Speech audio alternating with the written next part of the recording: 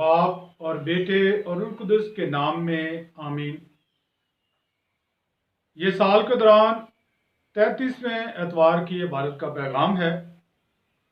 पहली तिलावत इमसाल की किताब 31वां बाब 10वीं से 13वीं, 19वीं से 20वीं और 30वीं से 31वीं आयत में दाना औरत किसको मिलेगी।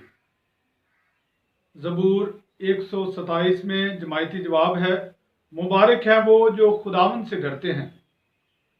दूसरी तलावत मुकद्दस पौलुस रसूल का पहला खत तस्सलुनीकियों के नाम उसके 5वें बाब की पहली 6 आयत, खुदावंद का दिन चोर की तरह तुम पर न आ पड़े। नाराए हम्द है, अंजील के वसीला से खुदा ने हमें बुलाया ताकि हमारे खुदावंद यसु मसीह के जलाल में शिरकत करें। मुकद्दस मत्ती की इंजील उसके 25वें बाब की 14वीं से 30वीं आयत में तू थोड़े में दयानतदार निकला और अपने मालिक की खुशी में शामिल हो।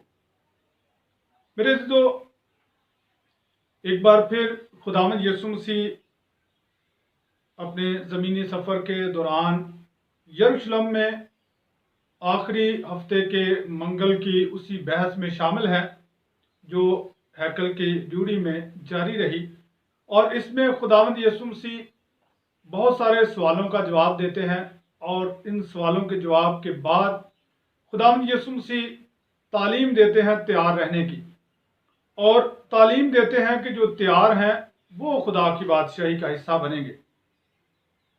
गुज़रे एतवार हमने सुना कि 10 कंवारियों में से 5 कंवारियां तैयार हैं क्योंकि उनके पास तेल है और वो दुल्हे के साथ शामिल हैं। आज मालिक की खुशी में वो शामिल हैं जो मालिक के लिए कुछ करने को तैयार हैं, जो कुछ उनको दिया गया है उस पर मेहनत करने के लिए वो तैयार हैं। मेरे जो दुनिया में हम देखते हैं कि एक तरह का एक अंदाज है मुकाबले का, जिसमें हम दूसरे को शिकस्त देते हैं तब जीतते हैं। जो दौड़ता है वो सबसे आगे निकल जाता है तो इसलिए उसे चैंपियन या फातेह माना जाता है।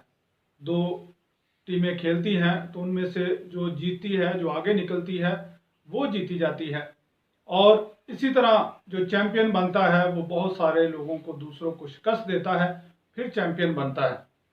तो म्यार ये होता है कि जो दूसरों को शिकस्त देता है, एक फर्ज किया एक मुल्क में एक एथलीट है तो वो अपने मुल्क के तमाम लोगों को जब शिकस्त दे देता है तो फिर वो आलमी दुनिया के लिए क्वालिफाई किया जाता है और फिर वो आलमी खिलाड़ियों के साथ खेलता है, दौड़ता है, तो वहाँ पर दोबारा से फैसला किया जाता है कि वो चैंपियन है या नहीं। यानी वो कभी वो ज़िला लेवल पर चैंपियन है तो वो सूबाई लेवल पर नहीं जीत पाता। अगर वो सूबाई लेवल पर जीता है तो हो सकता है कि वो मुल्क के मेयार तक ना पूरा उतरे, और मुल्क के मेयार में पूरा उतरने वाले भी हो सकता है कि पूरी दुनिया में अपना वो मेयार कायम ना रख सके। तो ये एक दुनियावी तस्वर है, मगर खुदा की हजूरी में हर इंसान को अलहदा से खुदा ने एक ज़िम्मेदारी दी है, और उसी ज़िम्मेदारी में जब इंसान आगे बढ़ रहा है, उसी ज़िम्मेदारी में जब वो मेहनत कर रहा है, तो उससे ये अंदाज़ा होता है कि वो खुदा की बरकत के काबिल बना है या नहीं। यानी आज की तमसील की तरफ हम आते हैं कि आज की तमसील में जो मालिक है वो अपने ग़ुलामों पर एतबार करता है, एतमाद करता है, भरोसा करता है, और उनकी काबिलियत पर यकीन रखते हुए उनको कुछ देता है और देकर उनसे दूर चला जाता है। ये मालिक की अच्छाइयाँ हैं। मालिक जो है वो पहले तो बात है कि वो एतबार करने वाला है, वो आज़ादी देने वाला है, वो वक्त भी देता है और अफराज से देता है। मालिक ने क्या दिया? उसने कंतार दिए।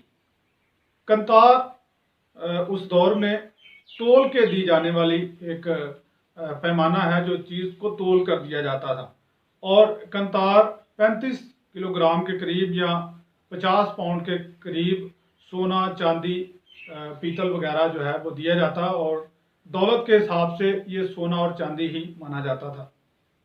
तो मालिक पहले गुलाम को 5 कंतार देता है।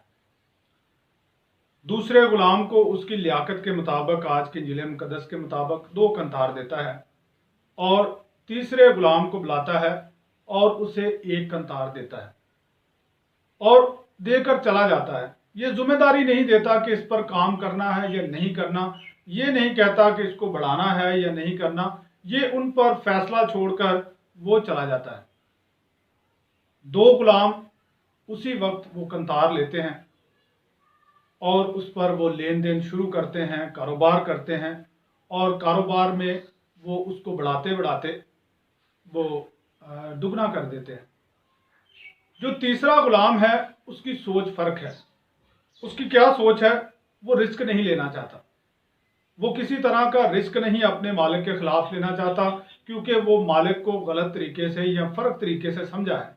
वो ये समझा है कि मालिक सख्त है और उसका कहीं मुझसे खो ना जाए, ऐसा ना हो कि मैं कारोबार करूं और मुझसे ये चला जाए, और ऐसा ना हो कि कारोबार के दौरान कीमत कम हो जाए, कारोबार के दौरान चीज़ बदल जाए, और वो कहता है कि जो तेरा है मैंने संभाल कर रखा है, वो उसे छुपा देता है।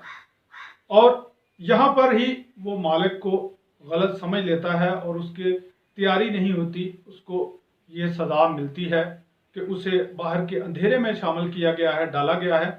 मगर जो पहले 2 हैं जिन्होंने इजाफा किया, उनको कहा कि तो खुशी में शामिल हो। मेरे दोस्तों, ये कंतार क्या हैं या हमें क्या मिला है? खुदावंद यीशु मसीह हमें ये बताते हैं कि खुदा ने हमें अता किया है। खुदा ने इंसान को, पहली तो बात है, जो भी अता किया है ना, उसमें इंसान इजाफा कर सकता है। अगर हम देखते हैं जो लोग वज़न उठाने के खिलाड़ी होते हैं, वेट लिफ्टर होते हैं, आम इंसान से वो ज़्यादा वज़न उठा लेते हैं, क्योंकि वो अपने जिस्म को रोज़ वो कसरत देते हैं, प्रैक्टिस देते हैं, और वो वज़न ज़्यादा उठाना शुरू कर देते हैं। जो लोग भागते हैं नॉर्मल इंसान से, वो तेज़ भाग लेते हैं। जो लोग किसी चीज़ को फेंकने के माहिर होते हैं, वो किसी भी दूसरे इंसान से नेज़ा या गोला दूर फेंक लेते हैं, और ये क्या होता है, वो रोज़ इस पर काम करते हैं। काम करने से इजाफा हो जाता है। खुदा ने जो भी हमें सलाहियतें दी हैं जिस्मानी तौर पर, ज़हनी तौर पर, उन पर अगर काम किया जाए तो वो कम नहीं होती, वो बढ़ती हैं। अक्ल बढ़ती है, सोच बढ़ती है, समझ बढ़ती है, जिस्मानी कुव्वतें बढ़ जाती हैं, और इंसान जो है वो तख्लीक करता है और इजाफा कर लेता है। खुदा ने हमें ईमान अता किया है। ईमान में जब इंसान ईमान में कायम रहता है, उसे छुपा नहीं देता, बल्कि उस पर अमल करता है, तो ईमान बढ़ता है। अच्छाई जब हमें खुदा ने दी है और वो अच्छाई हम इस्तेमाल करते हैं, तो उसमें इजाफा होता है। और जो भी खुदा हमें अता करता है ईमानी लिहाज से, उसमें इजाफा होता है, और खुदा ने हमें अपना रहम अता किया है ताकि हम उसमें इजाफा करें, और वो हमारे इजाफे से खुश है। उसने ये नहीं कहा था कि इजाफा ज़रूरी है, उसने ये कहा, वो कंतार देकर उनको जो है वो चला गया, और एक मुद्दत तक उनको नहीं पूछा, ताकि वो खुद फैसला करें कि इसका क्या किया जा सकता है। जो लोग अपनी सलाहियतों, खूबियों को छुपाए बैठे हैं, वो इजाफा नहीं कर सकते, और जो लोग इस पर मेहनत करते हैं, उनके लिए इजाफा लाजमी है। इस खौफ में रहने की ज़रूरत नहीं है कि खो जाएगा, कम हो जाएगा, क्योंकि जब हम ईमान की राह पर चलते हैं तो यही हमारे लिए इजाफे का, अफराद का बायस बनता है, और यही तैयारी है। खुदावंद यीशु मसीह हमें कहते हैं, आगाज़ करते हैं, क्योंकि ये ऐसे है, यानी पिछले ही बात से, 10 कंवारियों की बात से इसे भी जोड़ते हैं कि ये ऐसा है तैयार होने का। जिस तरह 10 कंवारियों में से 5 तेल लेकर तैयार हैं, तेल उनके पास है तो वो तैयार हैं, उनकी शमाएं रोशन है। यहाँ पर 2 गुलाम खुदा की बादशाही में शामिल होने के काबिल हैं, क्योंकि उन्होंने इजाफा किया है। आज की पहली तिलावत में एक दाना औरत की बात की गई है कि दाना औरत किस तरह से वो अपने शोहर के लिए, अपने बच्चों के लिए, अपने वालिदैन के लिए, अपने उस शहर के लिए, अपने लोगों के लिए इज़्ज़त का बायस है, क्योंकि वो मेहनत करती है, कोशिश करती है, हर वक्त तैयार रहती है, आने वाले मौसम के लिए तैयार है। मुकद्दस पौलुस रसूल आज की दूसरी तिलावत में हमें बताते हैं कि हम नूर के फर्जंद हैं। वो दिन चोर की तरह आएगा, वो दिन अचानक आएगा, मगर नूर के फर्जंद जागते रहते हैं, नूर के फर्जंद तैयार रहते हैं, नूर के फर्जंद खुदा की रजा को जानते हैं, और इसलिए ये हम पर दिन नागहान नहीं पड़ सकता। जो तैयार हैं उन पर ये दिन अचानक भी आएगा तो वो तैयार हैं, उनको इस बात की परेशानी नहीं है कि दिन अचानक आया है। मगर जो तैयार नहीं है उनके लिए ये दिन जो है वो मुश्किल और तकलीफ का है। मेरे जो खुदा का कलाम हमें दावत देता है कि हम वो खूबियाँ, वो सलाहियतें, वो ईमान जो उसने हमें अता किया है उसको बढ़ाएं, उसके मुताबिक ज़िंदगी गुजारें, और वो उसमें जो अजाफा होता है वही हमारे लिए निजात का बायस है।